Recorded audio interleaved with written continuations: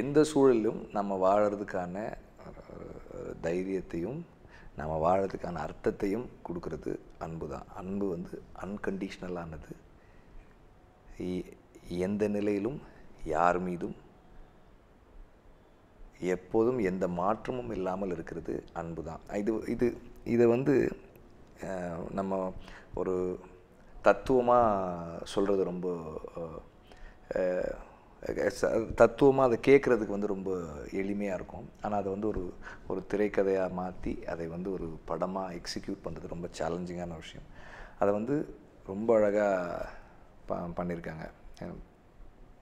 எனக்கு வந்து for me this is rams best film so for. And Mammootty sir வந்து அந்த ரோல் வந்து அவ்வளோ எஃபர்ட்லெஸ்ஸாக பண்ணியிருக்காரு. வேற ஒருத்தர் இதை பண்ண முடியுமான்னு எனக்கு தெரியல. And the whole cast and crew they've done a very very great job. அன்பு ஒன்று மட்டும் இருந்தாலே போதும், எல்லா மனிதர்களுடைய எல்லா பிரச்சனைகளையும் குறைகளையும் தாண்டி கடந்து போக முடியும். அண்ட் அன்பு வந்து நமக்கு, நீங்கள் ஒரு ஒரு ஒரு மனிதருக்குள்ளே அன்பு இருந்தால் மீண்டும் மீண்டும் நாம் அதை மற்றவங்களுக்கு கொடுத்துக்கிட்டே இருக்கோம். எவ்வளவு சிக்கல்களும் பிரச்சனைகளும் அவங்களுக்கு வந்தாலும் அதை நாம் திரும்ப திரும்ப தொடர்ந்து கொடுத்துக்கிட்டே இருக்கோம். அண்ட் அது ஒரு கட்டத்தில் வந்து நம்மளையும் நம்மை சுற்றி இருக்கவங்களையும் டிஃபைன் பண்ணுது அப்படின்றத வந்து இந்த ஃபில்மில் வந்து ரொம்ப ரொம்ப எஃபெக்டிவாக ஹேண்டில் பண்ணியிருக்காங்க.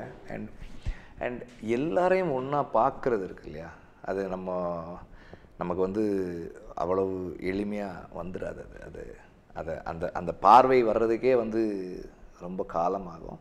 அந்த பார்வை அது நமக்குள்ளே போய் அது ஒரு திரைக்கதையாக மாறி படமாக மாறுறது ரொம்ப பெரிய விஷயம். இது வந்து இந்த படம் பல தளங்களில் வந்து ஒரு சோஷியலாக பொலிட்டிக்கலாக பல தளங்களில் வந்து இது ஒரு லீப்புன்னு தான் சொல்லணும்.